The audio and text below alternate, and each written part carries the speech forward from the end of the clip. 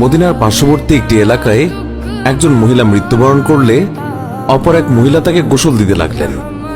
যে মহিলা গোসল দিচ্ছিল তার হাত যখন মৃত মহিলার উরুতে পৌঁছালো, তখন সে আশেপাশে বসা 2-4 জন মহিলাকে বলে উঠল, হে আমার বোনেরা, তোমরা কি জানো এই যে আজ মহিলা আজ মৃত্যুবরণ করেছে তার তো অমুক পুরুষের সাথে অবৈধ সম্পর্ক ছিল। গোসল প্রদানকারী মহিলা যখন এই কথা বলল, অমনি সাথে সাথে অলৌকিকভাবে তার হাত মৃত মহিলার উরুর সাথে আটকে গেল। পাশের মহিলারা ওই মহিলার হাত ছুটানোর জন্য অনেক টানাটানি করল, কিন্তু কিছুতেই ছুটাতে পারল না। বেশ জোরাজুরি করাতে হাতের সাথে উরুও চলে আসতে লাগলো। এইভাবে অনেক সময় অতিবাহিত হতে লাগলো। মৃত মহিলার আত্মীয় স্বজনেরা বলতে লাগলো, বিবি, এই যে দ্রুত গোসল শেষ করুন, সন্ধ্যা হয়ে আসছে, জানাজা শেষে আমাদেরকে দাফন করতে হবে। মহিলাটি বলল, আমি তো তোমাদের মৃত মহিলাকে ছাড়তে চাই, কিন্তু সে আমাকে ছাড়তে চায় না। এইভাবে রাত হয়ে গেল আর তার হাতও উরুর সাথে আটকেই রইল। ভোর হলো, কিন্তু ওইভাবেই রইল।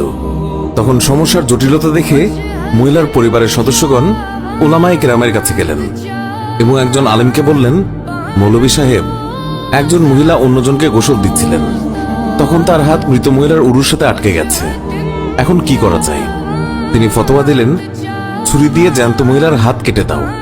তখন গোসল প্রদানকারী মহিলার আত্মীয়রা বলল, আমরা আমাদের মহিলাকে ত্রুটিযুক্ত বানাতে চাই না, আমরা তার হাত কাটতে দেব না। সবাই অন্য মৌলভীর কাছে গেলেন, তাকে সবকিছু বললে তিনি বললেন, ছুরি দিয়ে মৃত মহিলার গোশত আলাদা করে দাও। তখন মৃত মহিলার আত্মীয়রা বলল, আমরা আমাদের মৃতকে খারাপ বানাতে চাই না। এইভাবে 3 দিন 3 রাত অতিবাহিত হয়ে গেল। প্রচন্ড গরম ছিল, সূর্যের তাপ ভয়াবহ রূপ ধারণ করল, ফলে দুর্গন্ধ ছড়াতে লাগল। আশেপাশের অনেক এলাকায় খবর ছড়িয়ে পড়ল। সবাই ভাবল, এখানে তো সমাধান হচ্ছে না, চলো মদিনায় যাই। সেখানে তখন ইমাম মালিক রহমাতুল্লাহ আলাই প্রধান কাজীর মর্যাদায় ছিলেন। লোকেরা মালিক রহমাতুল্লাহ আলাইয়ের দরবারে পৌঁছে বলল, হযরত, একজন মহিলা অপর একজন মৃত মহিলাকে গোসল দিচ্ছিলেন, তখন তার হাত মৃত মহিলার উরুর সাথে আটকে গেছে, ছাড়ানোই যাচ্ছে না। 3 দিন হয়ে গেছে, এখন কি ফতোয়া? ইমাম মালিক রহমাতুল্লাহ আলাই বললেন, আমাকে সেখানে নিয়ে চলো। সেখানে গেলেন এবং চাদর দিয়ে আড়াল দেয়া হলো। তারপর পর্দার ওপাশ থেকে দাঁড়িয়ে গোসল প্রদানকারী মহিলাকে তিনি বললেন, বিবি, যখন তোমার হাত আটকে যায় তখন তুমি কিছু বলনি তো? মহিলা বলল, আমি শুধু এইটুকুই বলেছি, এই যে মহিলা মৃত্যুবরণ করেছে তার তো অমুক পুরুষের সাথে অবৈধ সম্পর্ক ছিল। ইমাম মালিক রহমাতুল্লাহ আলাই বললেন, বিবি, তুমি যে এই অপবাদ দিয়েছ এর সপক্ষে নিজ চোখে দেখেছে এমন 4 জন সাক্ষী তোমার আছে কি? মহিলা বলল, না।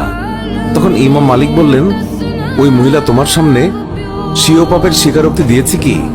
মহিলা বলল, না। তখন বললেন, তবে তুমি কিসের ভিত্তিতে অপবাদ দিলে? মহিলা বলল, আমি তো এই জন্য বলে দিয়েছি যে মৃত মহিলা কলস উঠিয়ে অমুকের দরজার সামনে দিয়ে যাচ্ছিল।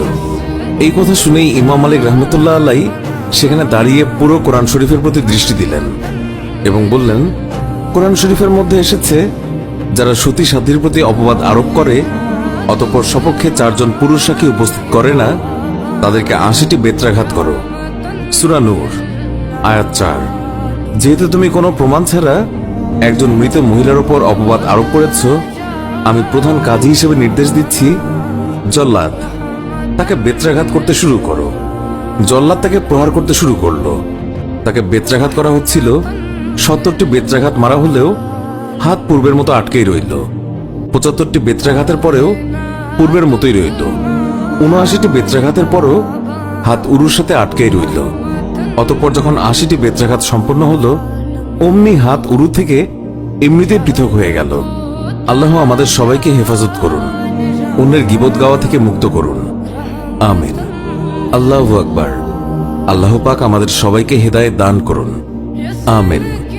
তো বন্ধুরা, এই ছিল আমাদের আজকের ভিডিও। আশা করছি আপনাদের সবার এই ভিডিওটি ভালো লেগেছে। ভিডিওটি ভালো লাগলে লাইক, কমেন্ট এবং শেয়ার করুন।